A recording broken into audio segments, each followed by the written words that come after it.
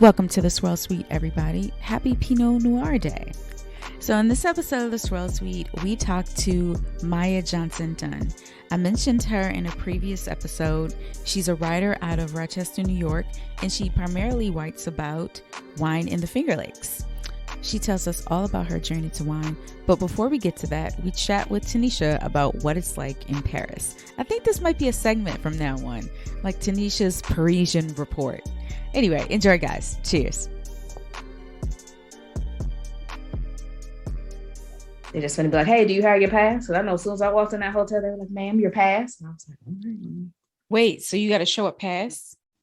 Oh, yeah. You have to show your, you have a QR code, whether you have recently taken a test or you had the vaccine. You got to show that to get into places. Wow.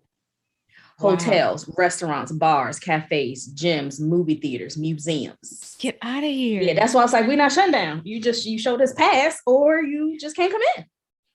Wow. They like, you can't sit with us. That's so interesting. France is not playing these games. Like, not here. They're like, play them outside. So over the weekend, they said about 200,000 people protested all over France. Protesting, I'm like, see, because they have to have a pass to get in place. I'm like, y'all protesting because y'all all standing outside. Y'all don't have nowhere else to go. Dang. They're protesting over that? Yes, girl, of course they are. They'll protest over anything. They're like, we're striking. We're striking what? Y'all can't come inside. So how are you striking? No one cares. You're outside. Man, so what does your pass look like? It's a QR code. Hold on. It's just a piece of paper with a QR code on it, and they scan it, and it tells you whether you've been tested or have vaccination. You either show your paper, or I got the app, which I hate apps, but the app it's just wow. That. How about that? And so they scan that, and then I can get in. That's crazy. They're doing that everywhere? Where she lives. Yeah. It was like, so, ma'am, like as soon as I hit the first piece of carpet, madame. Scramble. Welcome to the Swell Suite, everybody. How y'all doing? Good. Welcome. Hi, ladies. Hi, how are you? I'm good. How are you? Good. Thank you for joining. Did y'all know that yesterday was National Relaxation Day? I did not know that. Nobody told me. No. Yeah. I mean, I did anyway, but all right, good to know that it was a national thing. Yeah, it was a thing because I have this social media calendar that I try to keep up with, and that's on there. So I relax. Who comes up with these? Like, where I don't know. did this I come don't know. from? No clue, but Google will tell me. And you can Google like specific calendars. Yeah, there's a whole wine one. Yeah. I thought you were telling me Wednesday is National Pinot Noir Day. Wednesday. What is? The 18th. Wednesday. Yeah, the 18th. It's All Pinot right, Noir I'll get Day. it together. Do I have Yeah. a Pinot Noir? Well, it's Pinot Noir and champagne, so there's that. Exactly. It's like a humble brag, but not because you live in Paris. No, anybody can buy a champagne. Are you kidding me? Go buy a bottle of Veuve. It's Pinot Noir in that. It really wasn't even, I wasn't even thinking the France thing. I was just like, oh, good, champagne. Can I share with y'all? I was chatting with Tanisha this week, and she was just like, people are so impressed with Paris. I just don't understand it. Do you know how that sounds? Do you know how that sounds? You should have seen my face. It sounds like it's time for her to come home and she don't appreciate where she is. That's what it sounds like. No, here's the thing. No, I'm trying to think of the words. Not that it makes me laugh or whatever, but people come here and like, oh my gosh, I saw the Eiffel Tower and I cried, and I went past Notre Dame, and like I just had this flood of emotions, and oh my goodness. And then they're doing spins in their videos. You know how when you hold somebody's hand, you just spin around, like they're doing that kind of stuff. And I'm like, people really be going crazy. And when you watch TV shows, they're like, oh, I want to whisk you away to somewhere romantic like Paris. And it happens, like I hear this all the time in TV shows and movies, and I see people's stories that they've tagged Paris. And I'm like, Dad, people really be going crazy. And I wasn't saying that like a brag, like, oh, I'm just here and just be walking around, even though that's how it is sometimes. But it was just funny to me. Definitely, and Sarita was not laughing at my joke. I was like, really? That's no. But you know what? People feel that way. I feel like people feel that way about Paris, New York. They do not feel that way about DC. They don't give a shit about the monument. Do y'all know it got struck by lightning? They had to close it. I would disagree with that. Really? Because you remember Paris and New York, you hear that all the time. Way back when, before COVID, and you hated going downtown DC March through April, early May. Yeah. Because people were walking around oohing out about the cherry blossoms. Oh, true. And you were like, could you just cross the street? I need to get to work. Yeah. Like, just pay attention to the traffic so I don't hit you. So I don't want to equate the love for Paris, which Tanisha doesn't appreciate, to the love for DC. I totally appreciate it. I'm not coming back. I'm just saying. But people I can have a moment. Right, yeah. Right. People do have embraced DC. And I think some things that we kind of like take for granted. I always joke about like when there is the presidential motorcade. Oh, sure. You know, we're like, oh my God, like this is going to take a good 15 minutes. Yeah. And tourists just like stop with their mouth open. Mm-hmm. That's me. You're right. Is that you? That's totally me. I live in Rochester, New York. I mean, the Rock. Woo! I spent the summer there because I interned at Xerox. Did you really? Oh my gosh, that's amazing. Yeah, I have family from there, so I interned at Xerox. And so a question, it's no offense, why do you live there? So because of my husband, I moved for love. And you know what? I always said I would never move for love. And look at me living in Rochester, New York. Wow. Now, was he your husband when you moved, or was it just we were dating long distance, and I was old enough to decide that we needed to figure out if we liked each other personally. So we moved in together to make sure we did. Got you. Yeah. Okay. Very smart. And where did you move from? From Boston, which is where I grew up, just outside the city. Got you. So also somewhere cold. Too. Yay. Yeah, but I spent some time in New York City, and I saw those faces when I would mention it. People would get so excited. And I'm sorry, please introduce yourself. We just started chatting away. Yes. Tell everybody who you are and what you do. I am Maiah Johnson Dunn, and I'm a wine writer based in Rochester, New York. Yeah, you was too busy trying to get in your hate for me, Sarita, that you forgot to properly. You was trying to shade me too quickly. You know what? You know, this is what we do. We banter, you know. This is what we do. So you forgot the proper protocol for the show, but it's all right. Just please don't judge me when you see me in Paris and then later in DC on the Strip with my iPhone spinning around in circles. God. No, I'm gonna take pictures. I'm gonna look at this. Look. I'm gonna circle the picture and be like, what in the world? Look and tag her, like, look at her. Here go another one. Tag with an arrow pointing down like this. What in the world?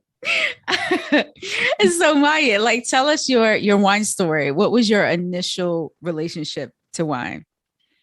So I was thinking about this a little bit more, like what was the first wine I remember ever drinking? Because I remember there being wine on the table when I was growing up. And the first one that comes to mind, please don't judge me, is something called Honeymoon. They used to sell it at Trader Joe's. Have you ever heard of that? Once you said Trader Joe's, yep. I mean, I'm gonna make a note and judge you after we stop recording. Thank you for doing it later. I appreciate that. It was sweet, but it was also like probably the perfect introduction to wine for me because I was like 21 and just really learning about it. And then I remember my parents went to South Africa once and they came back and only drank South African wine after that. So then I started drinking a lot of South African wine. But I really started falling in love with wine when I moved to Rochester. And well, first when I started dating my husband, because he was in Rochester and I was in Boston. And when I would come up here to visit him, he would whisk me off to the Finger Lakes. And it would just be like, are you kidding me? This exists, 45 minutes from where you live. That's how he got you to marry him and move to Rochester. That's how it did. Yeah. Now I see the traits. Yeah. Okay, got it. All right.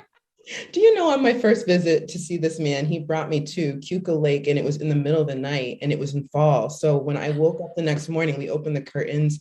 We were right on the lake. And oh my God. Speckled with like the changing leaves. And I was like, I guess I'm staying. Wow. See, that's how they do you. All right. Well, it's worked out so far. So girl, I'm not mad at you. So far, so good. Well done to your husband. No pun intended. What a cute story. So that was your initial introduction to the Finger Lakes, and that's how you really started to like it.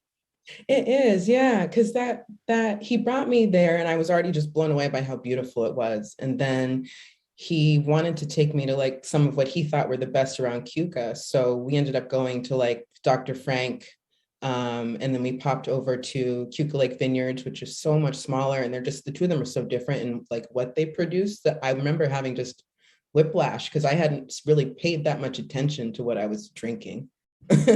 Like not that much attention.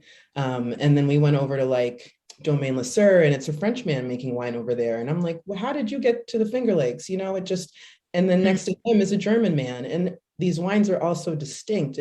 I was fascinated, and I kind of like hooked in me a little bit. So how did you go from really enjoying this wine region to wanting to write about it? I've always loved writing. I went to school as an English major. And then when I was working in marketing, I was the one that would always offer to like, you know, do all of our PR work or apply to all of our awards. You know, I would run our blog and our social media. I was just always volunteering my hand to write a little bit. So when I started learning about the Finger Lakes, I decided to write for a few people's blogs if I could here and there, and then eventually started an Instagram account, and that's kind of how it sort of snowballed into what's now become my career. Interesting. So what were you doing when you were in Boston?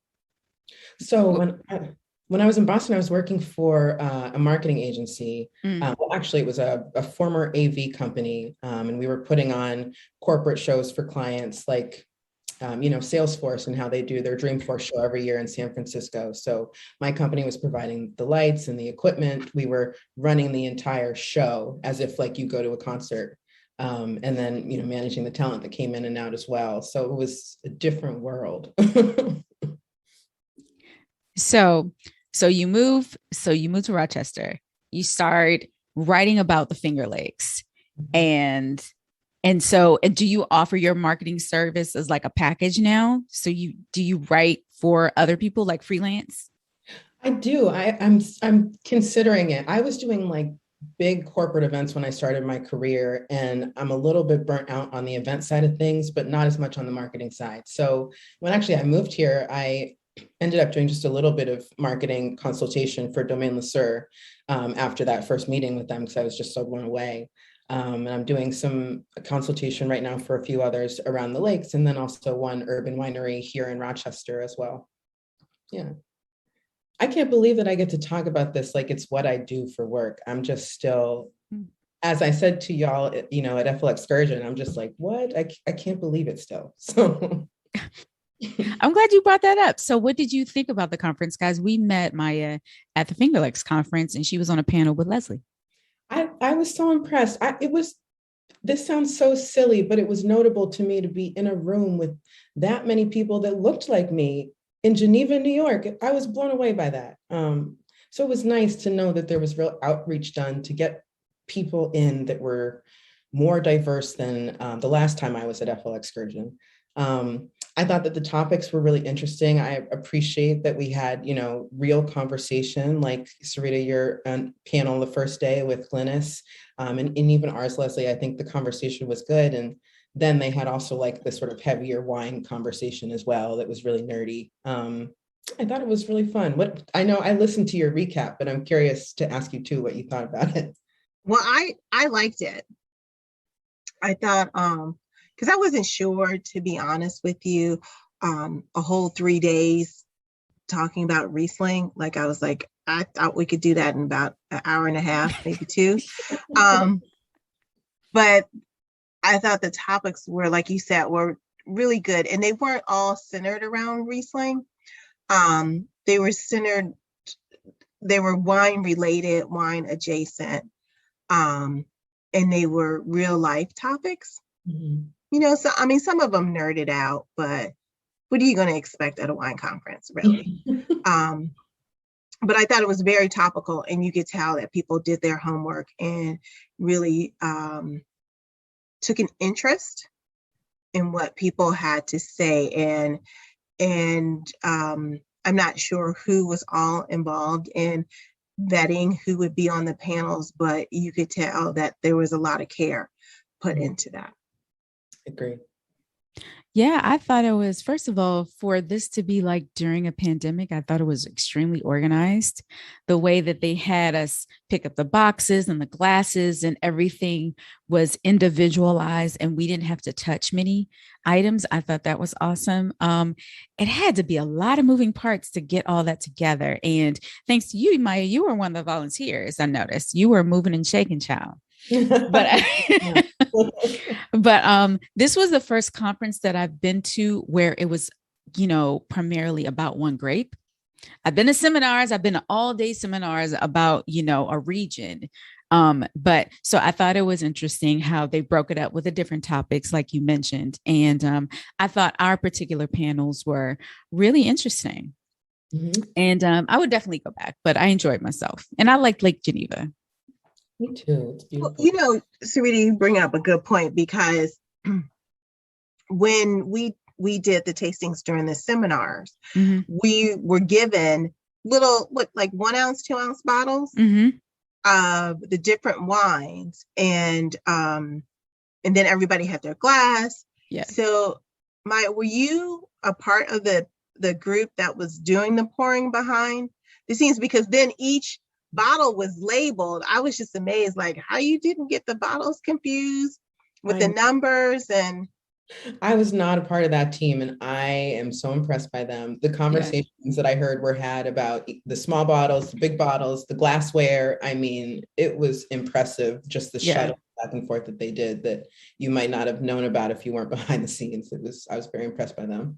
I was impressed by the glassware, to be honest with you. Yeah. Because we had the new glassware, and it was. Oh, you have one? Oh my! The volunteers were able to buy some after. This is the best gift you could get, because it was at a very nice discount. But remind us, what kind of glasses were they? Jancis? Mm-hmm. Jancis glasses? Yeah, they were really nice. And they, as soon as the glasses came out, they said, "You cannot keep these glasses." Right. Because we were like, this is like, these are nice. I'm still laughing at the whole audience every time somebody would break a glass. Everybody, ooh. That was nice. And it was nice that she was able to talk about the glassware and the inspiration for the design of the glasses. That, she was actually involved. Because, you talk to a lot of people where they lend their name, mm-hmm. but have no really inner workings behind what happens. Mm-hmm. Yeah. So it's funny that you bring up like lending their name. I don't know if y'all seen this, but I was watching Gabrielle Union taste her husband's wine, and it was very clear that she drinks all the time, but I don't know if she doesn't study wine like we do. And you can tell by what she said, but one of her comments was, "This smells like," oh gosh, what did she say? She said, "This smells like security, like employment, like like benefits." What is wrong with her? I have to send it to you. I don't know the exact quote, but I thought it was hilarious. Oh. And would she say that her wine didn't smell like that? Her wine didn't smell like security. It smelled like her wine smelled like unemployment. No. Oh, vanilla pudding. Mm. Well, I just saw that Wade Cellars is in some stores here now. Oh, nice. So, because I haven't had it yet. Me either. I'm curious. Mm-hmm. Yeah, I think it's in Whole Foods. It was in Chicago. So when I was home, I was able to taste that. What'd you think? You thought it was good? Yes. All right. Very nice. Yeah. So Maiah, back to you. Tell us about Chasing Grapeness. Chasing Grapeness, actually, it started as an Instagram account.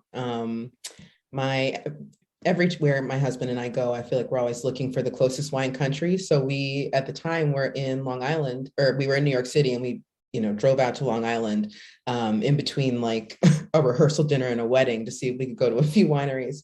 And I said to him in the car, like, we are always chasing grapes. And he just said back, we're chasing greatness. And that turned into an Instagram account.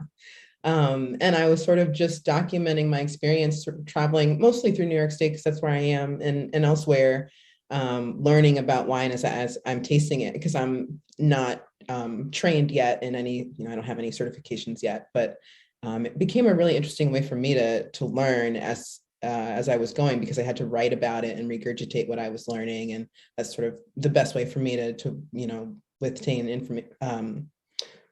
sustain information, excuse me. So I had it going for a few years, and then I actually shut it down in 2020.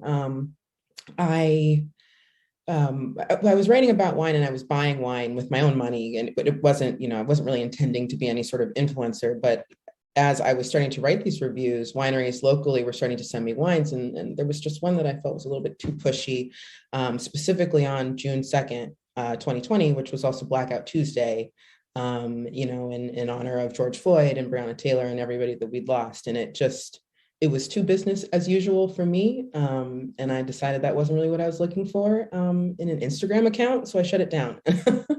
And I wrote about it on my personal account, and that post went a little bit viral.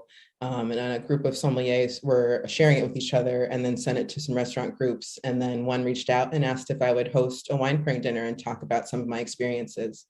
So that's how Chasing Grapeness became these dinners. So we did the first one at a restaurant called Avino in Rochester, and it sold out like within less than a week. So we ended up doing a second one that sold out as well.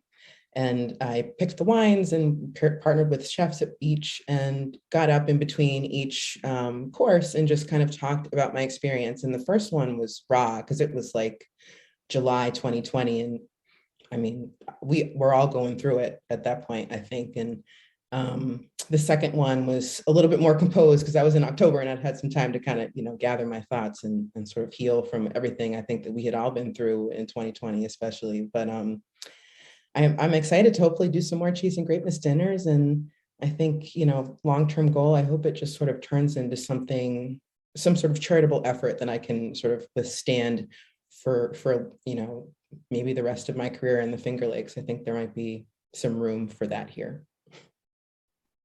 Why do you think the dinners were so popular at that time? I think that a lot of the feedback I got from what I said about my Instagram post was that nobody was surprised about, me feeling a certain kind of way, sometimes tasting in the Finger Lakes, where I'm one of few that has my skin color, but they were disappointed. And I think because of that, they all became really attuned into needing to make some changes and differences. So there seemed to be just really a lot of interest in learning and understanding the experience. I struggle with it a little bit, if I'm honest, because like the first dinner was me and my mom and the local nonprofits that I had selected to receive the profits from the dinner were the people of color that were there, and everybody else was white. So, it's like having the tough conversations, and thankfully there are audiences that seem to want to listen to it in Upstate New York. And I'm glad, because I think this is where we need some good change. I actually forgot to make this point when I was on the panel about how sometimes we go to wineries and we not only don't feel welcome from the staff there, but also from the customers. You wrote a really great article with Wagner, where going that extra mile to really enforce that code of conduct. Can you tell us about that article? Yeah, so for me, my interest in Wagner and what they were doing started late, as I learned when I started doing my research for this article. I saw that they had posted on their Instagram about implementing a visitor code of conduct in April of this year. And I was like shocked. I was like, what do you mean? And it was very specific that this was how they expected their visitors to behave on site, not them or whoever. So I reached out to them, and I heard back from Alex Jankowski, who's their marketing manager, and he runs their social media as well. And he and I had a conversation, and I, through him, learned that this had actually been ongoing. And it started after Blackout Tuesday, June 2nd, 2020. And they had a virtual event coming up, like a lot of people did, because it was a pandemic and everybody was trying to connect with folks, virtually instead. But they had an event coming up 3 days after June 2nd. And unlike a lot of Wagner's colleagues who all canceled their virtual events, they were going to have theirs and say something.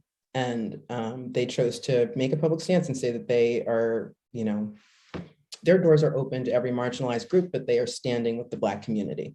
And it was really impactful. I feel like you don't always hear such firm words in regards to race relation, especially in upstate New York. But I think in general, in the wine industry, I mean, we've been reckoning with all of this for the past, we've been watching it happen on live TV. So, but I'm so impressed by this Wagner crew and their commitment to the change, because, after June 2nd, they went on air and they said something. And then from there, Alex attended a conference, and then the conference spawned the visitor code of conduct. And then that has pushed their team to now do some trainings internally for their crew. And those trainings, I think, were really eye-opening for their team. As, employees were even saying there were some uncomfortable instances where guests maybe made them feel not all that great. And, don't get me wrong, like the Wagner crew has an amazing audience, but there's always that one that you just need to make sure it doesn't do that thing again. So that's who they're looking to target and make sure that everybody else feels really comfortable there. I wonder if anybody else is going to follow in their footsteps, because they sure need to. Yeah, I think I'm starting to do more research around who else is doing stuff. And it seems like there are people who are doing a lot of work sort of behind the scenes and maybe don't want to talk about it. But I sort of, with my article, I'm imploring people to say something, because I think that as a person of color, it's helpful to know before you go what a company stands for. So what's on the horizon for you, Maiah? Oh my gosh, that's a great question. I'm trying to figure it out in real time, girl. I'm doing as much writing as I can, and I'm trying to, like I was saying to you in person, get over my imposter syndrome and just keep it moving, because that's what I got to do. I'm hoping to do my WSET next spring, and then maybe one day open a wine company with my husband. So I've got the long-term goal. I'm just trying to figure out, how do I get there? There are several places that offer WSET training, but the recently Women of the Vine and Spirits offer a class as well. So if they obviously, it's a virtual class that they offer online, but now they're offering that class. Good to know. And you don't have to be a member. Okay. To take the class there. Cool. Thank you for telling me that. All right. So this is our random and not so rapid segment. If you listened to the episodes before, you know how this goes. You can give an explanation or not. But our first question is, guys, we're up to $20,000. If you received $20,000, what would you do with it? I want to rent an island to go on vacation, because I'm not trying to put up COVID anymore. That's a good one. Well, you have to get there. I don't know if you've heard recently about so many flights being canceled. Yes, it's crazy. The getting there part is the tricky part. Yes, getting there, or maybe getting back you may not care if you come back. But I would be less unhappy if I had to stay there an extra night or two. If it was my own island, I wouldn't be that mad. I know. And then, okay, so I'm kind of off topic, but not really. Did you hear about the Carnival cruise ship and 27 people got COVID on there? Out of the 27, 20-something were employees who were vaccinated. And I continue to say cruise ships are a petri dish for anything. Yeah. Right. It was leaving out of Texas. But the people who got it, the ones that were vaccinated, okay, of course they could, are susceptible to it. Are they like in the hospital? Is it super serious for them? No. Or is they just tested positive? Some of them just tested positive. Some of them were asymptomatic, which is, it's always the scary thing. But then others did exhibit symptoms. The good thing is that, nobody was in the hospital, and they didn't realize it until they had pulled into Belize. I guess they made people take tests before getting off the boat. And then that's when they realized that their members of their ship had it, and then there were like a couple of passengers who also had it. That's why it's no way to control that on a cruise ship though, because you're getting off and going out into wherever you're going, like you're not just on the boat, right? So Tanisha, what you spending your $20,000 on? Girl, that's a good question. I've already gotten surgery. I've been on the private jet. I'm not buying no property. Not with $20,000. I don't have nothing to renovate. I'm probably gonna go on another vacation. Go somewhere, first class, something. Or maybe just ball out and have like a full Paris experience and get like the rooftop suite somewhere, like at the Plaza Athénée, where Beyonce has done videos, and where the girl from the Cheetah Girls, where she got married. Adrienne Bailon, she got married there. So maybe just ball out and do that. That's it. Okay. Take some pictures and videos swirling around with somebody with hearts coming out of my eyes. Oh my God, it's lighting up. Oh my God, she's so beautiful. Look at the eye. Like losing it. Okay. Oh my gosh. Right there.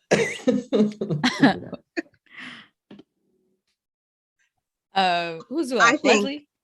I'm gonna do something super, super indulgent. And I am going to buy me a diamond necklace. Like, how they just lay, it looks like a tennis bracelet around your neck. Yeah. That is what I'm going to do. Okay. Mine is also indulgent. Now, I don't know like the time frame in which I would do this, but I would make reservations at Michelin star restaurants all over the place, and they would just save my table.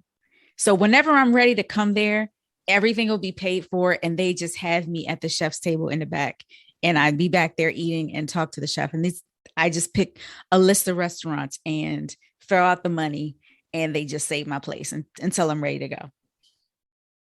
Okay. I don't even know if that's a thing, but I would. You're gonna make it a thing. I would make it a thing. There you go. Yeah. All right. So these next set of questions, because it's been hot as hell in DC, we've had like days of like 90 to 100. So all of these questions are revolved around things that are cold.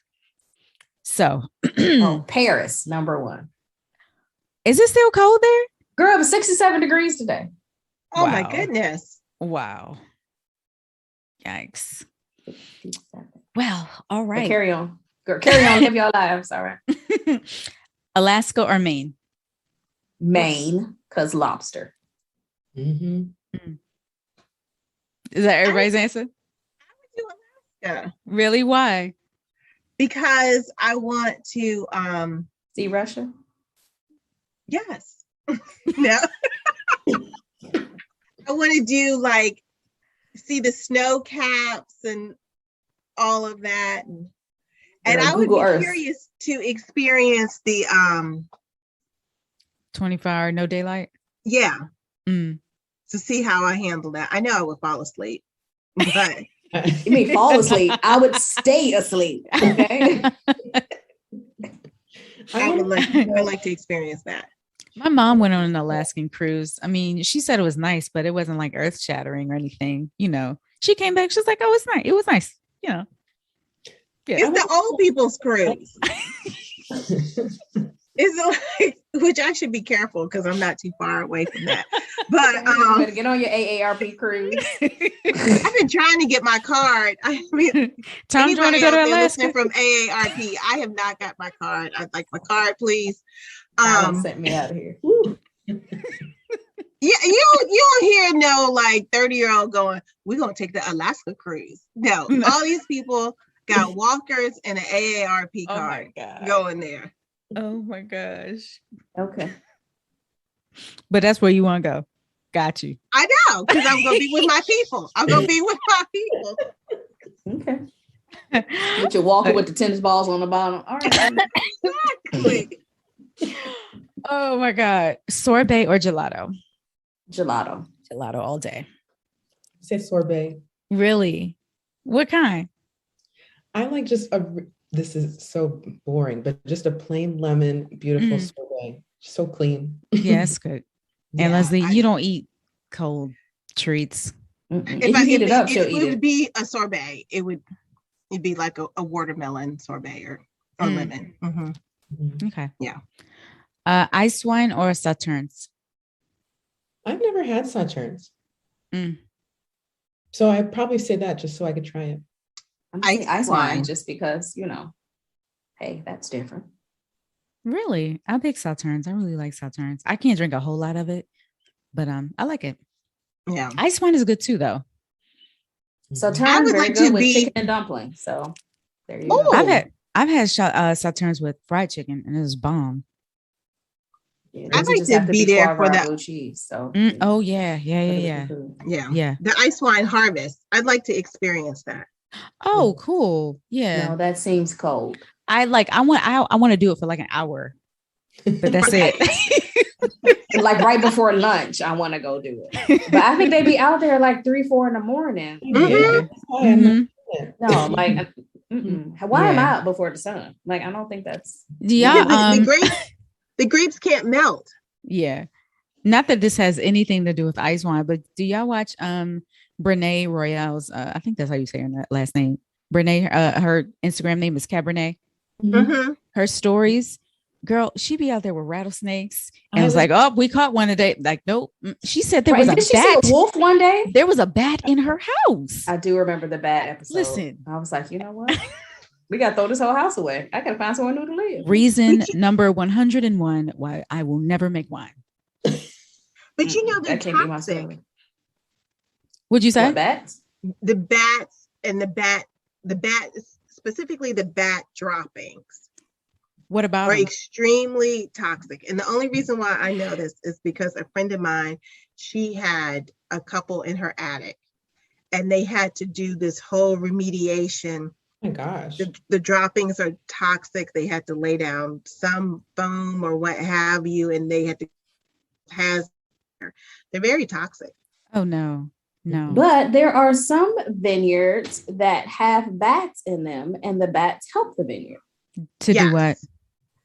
I think they get rid of rodents in the vineyard. That makes sense. Because I did a tour when I was in the Loire Valley last year.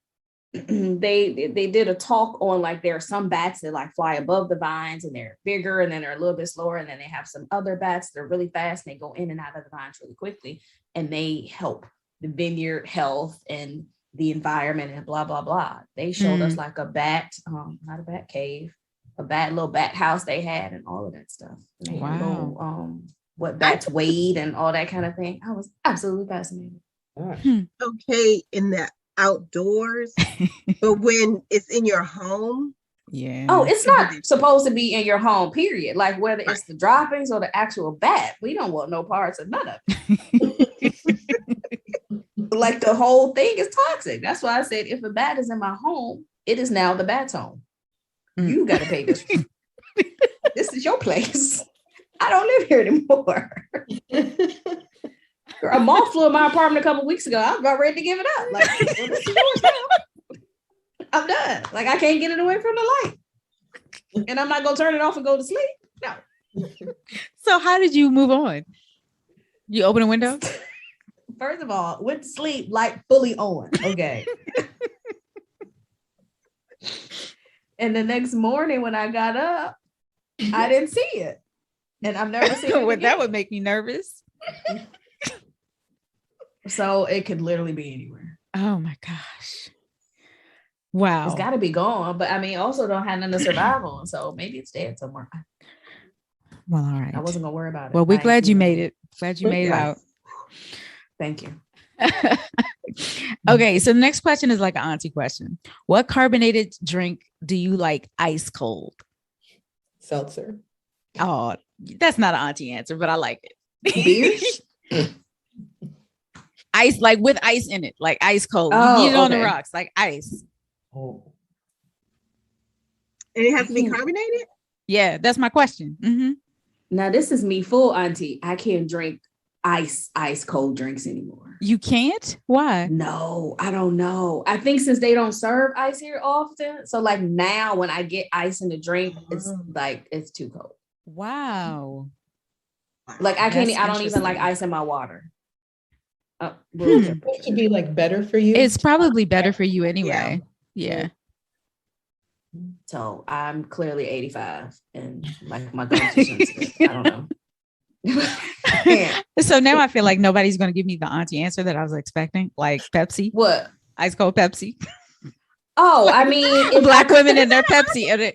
Yes. If I could take it, it would be Sprite. I was never like Pepsi girl. It was a Sprite. That was my carbonated beverage of choice. Okay. Leslie with the crushed ice. Not the cubes, the crushed. Crushed. So you know the Freelo household is always different. Okay. We didn't have orange juice. Yes, we didn't have carbonation growing up. What? Yeah. She said it like, wait, you said it. We didn't have carbonation growing up. Like she grew up in a time before it. Before they was we didn't have carbonation. We didn't have the internet. We watched the black and white television. So I don't drink, like, I think seltzer, like recently I have had that, but I'm not one to reach for it or drink it at all. Interesting. Mm-hmm. So you ain't have a pop household? I'm sorry. Dang, no ginger ale, no nothing. Right. You know, black people love ginger ale. That's why y'all was probably sick all the time.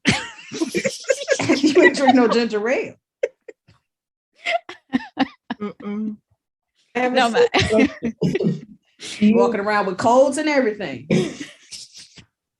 Do you like bubbly, Leslie? I learned to love bubbly. Wow. I learned to love because I didn't have it, so it became an acquired taste.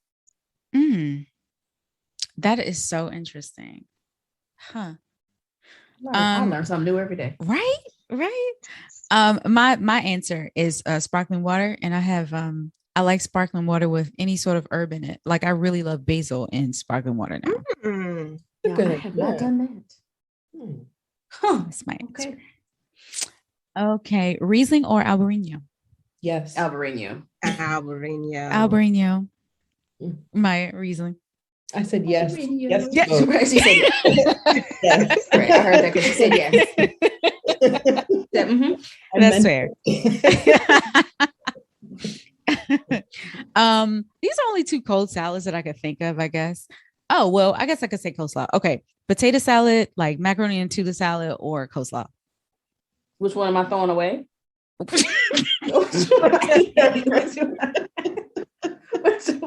the question? What do you prefer? No, I don't know. You know how do you do like, oh, you can only keep one, or you gotta get which one are you throwing away? Like, I don't know the question here. You just name three things. Which one do you prefer? Potato salad. Potato salad. Okay. Okay, so I know Sarita does not like mayonnaise. Right. So what do you prefer? So first of all, if it's not made in my house or my mom's house, then I don't eat any of it because people put too much mayonnaise in their salads. Like I made macaroni and tuna salad yesterday. I put just enough mayonnaise to hold it together, and there's a certain type of mayonnaise I like. So anyway, if it's outside this house, I'm most likely not eating it. But if I had to pick one, I'd pick macaroni and tuna. Yeah. I think that, it's funny. I think that is a Black folks thing to say, who made the potato salad? Like before you even try it. I mean, because if it's good, it's good. But if it's bad, it's real bad. I didn't even know what the rest of your sentence was going to be, but you said if my mom didn't make it, and I was like, yep, yes. Yeah. Yep. Okay. Frozen margarita or on the rocks? On the rocks. On the rocks. I think on the rocks. I like frozen margaritas if it's really hot, but y'all know margaritas on the rocks. That's my test for a bar. If I'm at a new bar, that's the drink I'm ordering. If you can't make that right, then you're not making anything else right. So is it a classic margarita? Classic margarita on the rocks. Yeah. Yep. I used to do that with daiquiris if they could make a regular daiquiri. Because people are like, oh, no, we don't have the frozen machine. I'm like, well, you already are just not a good establishment if that's the only daiquiri that you think I'm talking about. Like, I'm already in the wrong place. Or if they could just make a regular martini. You know how many people mess up a regular martini? Really? Oh, yeah. Yeah. That's really bad. I'm mad. I guess, is this bougie? I'm mad if they don't have herbs for their drinks. Slightly, but I mean, we're all there at this point. Yeah. But it's a slight. Yeah. I'm reclaiming bougie this year, 2020. Okay. 2021. There you go. I like that. And fresh citruses, fresh for your juices. Like not, yeah. If you pull out the plastic lemon, what are you doing? Like, I mean, I could have gone to Chili's if that's what I want. Yeah. Man, my favorite taco spot closed during COVID, but they had the lime machine where you put the lime in the little thing and it squeezed the limes. Yeah. So their margaritas were fresh. And also they had a little Latina woman in the window making fresh tortillas. Oh, I thought you talk about that she was okay. That's not good. Do I need to cut that out? What were you about to say? No, nothing bad. No. She was making fresh tortillas. Yeah. All right. So the last question is for Maiah. So you are hosting a group of friends at a large cabin, perhaps on a lake, like you mentioned. I don't know why I put Canada, probably because it's cold. Anyway, snow is all around. And it's close. I don't know. Snow is all around. What song do you play when your guests arrive, and what is your welcome wine? So my honest answer, and this is because my guests will be my friends from college and we all act as if we're still 21 when we get together and we're not. It'll be that shot song, you know, the one that's like shot. Yep. And I'm giving them Fireball. Wow. They're coming in hot. Okay. Yeah. Yeah.